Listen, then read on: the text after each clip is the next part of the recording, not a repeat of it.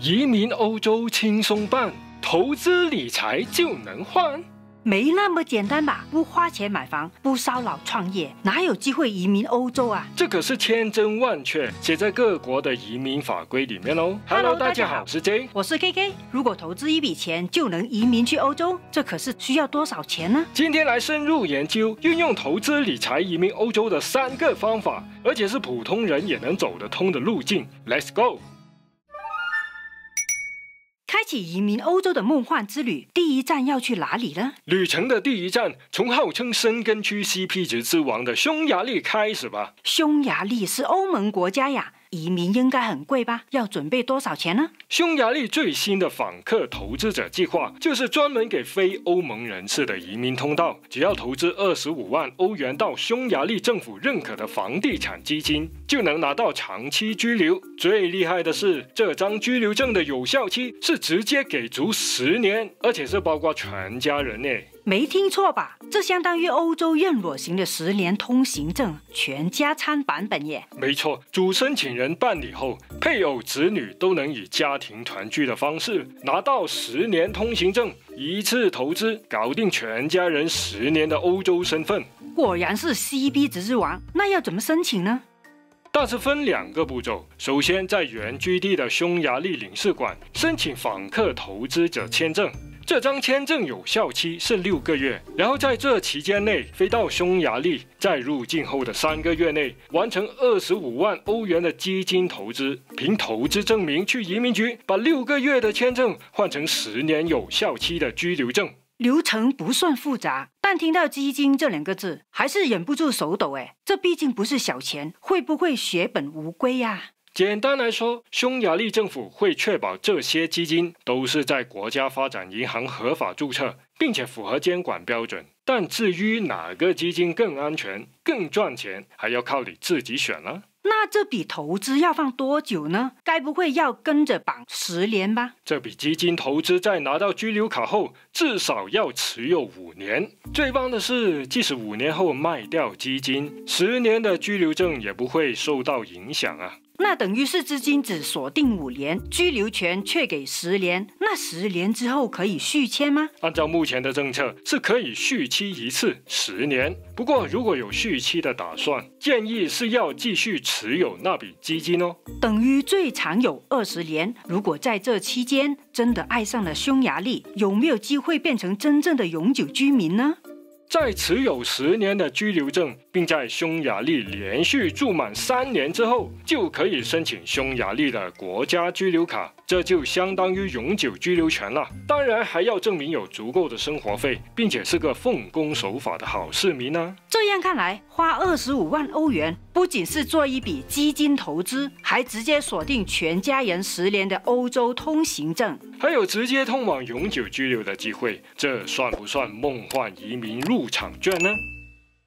匈牙利这条路听起来不错，不过始终有点投资风险，我这种小心脏还是有点害怕呀。有没有适合超级保守派的移民路径呢？马上进入第2站，来自波罗的海的稳健派代表拉脱维亚。之前的影片我们都有讲过买房移民，那个很适合作为后备门票。不过今天的主题不是要告别买房吗？所以今天不谈买房，也不用买基金，直接来买政府公债。买政府公债就等于把钱借给国家嘛，那风险确实低很多。要准备多少钱呢？拉脱维亚提供2种很稳健的投资方式。A 套餐投资25万欧元拉脱维亚的无息政府公债，另外要支付一笔3万8千欧元的政府费用。B 套餐则是投资28万欧元到信贷机构的后偿性存款，并锁定5年，外加政府费用是2万5千欧元。这个方式可以说是借钱给银行了。B 套餐入门比较贵，但政府费用反而比较低耶。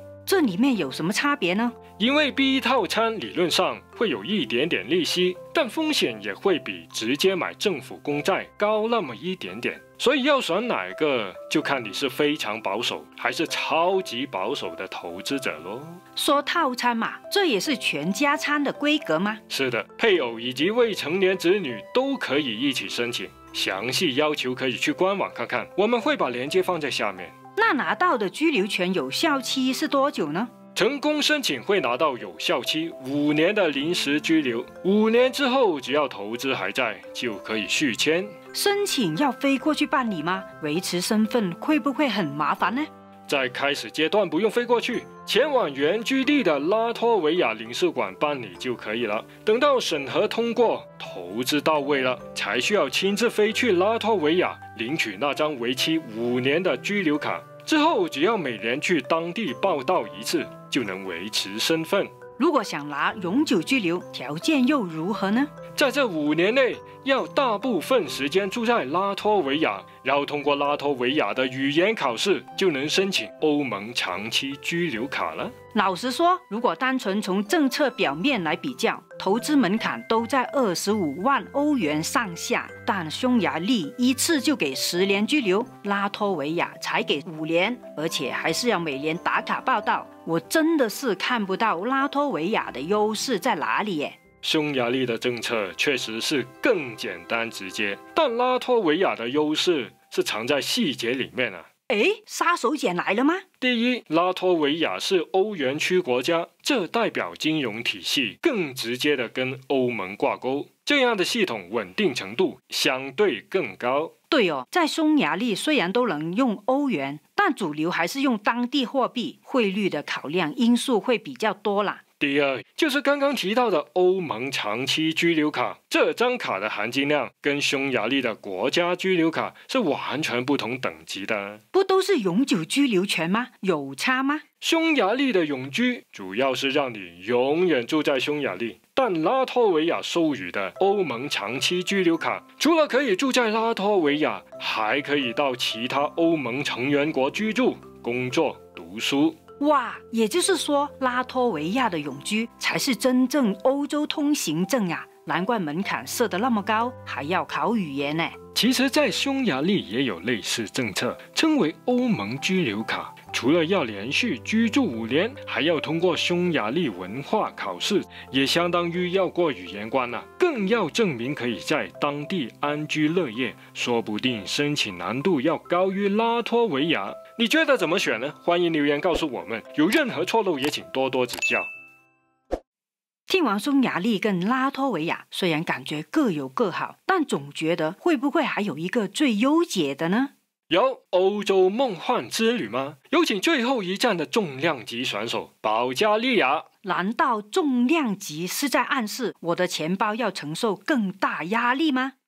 是时候表现出你的诚意了。保加利亚的投资门槛是51万2000欧元。哇，51万，这诚意也太足了吧！淡定淡定，我问你，知道保加利亚的首都叫什么名字吗？这跟51万有什么关系呢？看地图就知道啦，叫索菲亚嘛。关系可大了，这个移民计划就是说，投51万到索菲亚，你的钱自然就被锁起来，想飞也飞不走了。最怕空气突然安静。今天的天气真的特别冷。话说回来，投入了这么大笔钱，能换来什么独门秘技呢？匈牙利给的是10年长居，而拉脱维亚给的是5年邻居，保加利亚是一步到位，直接给你永久居留权。你是说不用先拿临时居留，也不用住满3-5年，还不用烦恼续签，申请成功后拿到的第一张卡就是传说中的永居卡吗？这就是保加利亚的超级杀手锏了，而且配偶同未成年子女都能一起一步到位拿到永久居留。我喜欢这个永久居留全家餐的感觉，还有没有更多的好处呢？还有，从2024年3月开始，保加利亚正式加入了申根区，这代表拿着保加利亚的永久居留，搭飞机去法国、德国这些申根国家，不用再拿护照过海关了。好方便啊！一来就有申根区自由行。按照目前规矩，每180天可以在申根区停留90天。那么要维持这个身份，居住要求很严格吧？没有，完全没有居住时间的要求，只需要每5年更新一次证件啊。就是每隔5年去拍个照换个证件吗？超能力实在是太强大了吧！只不过这51万欧元可不是小钱啊！到底投的是什么东西呢？这笔钱主要是投资在2种受欧盟严格监管的投资工具上面。第一是 ETF 这类的基金，可以把它理解成在公开市场交易的股票或债券。第二种则是另类投资基金 AIF， 这类似于私募股权或风险投资基金。所以这就是跟我们去买基金很像咯，是不是代表这笔钱有可能是赚钱，但也有可能是亏钱哦？你说到重点了，这51万欧元不是超低风险的定期存款，而是一笔真实的市场投资，它的价值是会跟着市场波动，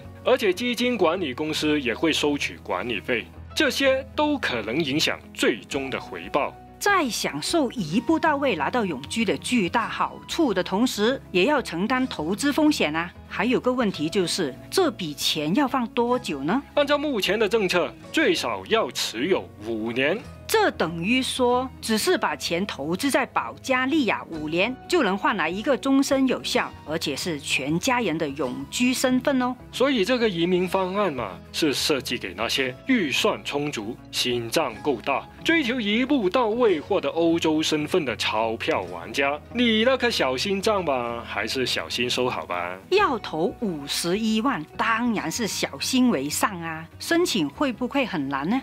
首先，向保加利亚投资局提交申请，进行严格的背景调查，也就是俗称的尽职调查了。这个程序会由国家安全局、内政部来介入。光听这些名字就知道，那些声称花钱就搞定的人，绝对要小心啊！如果预审都通过了，就到原居地的领事馆申请入境签证，再飞往保加利亚完成投资，最后拿投资证明到内政部申请，就能拿到永久居留权了。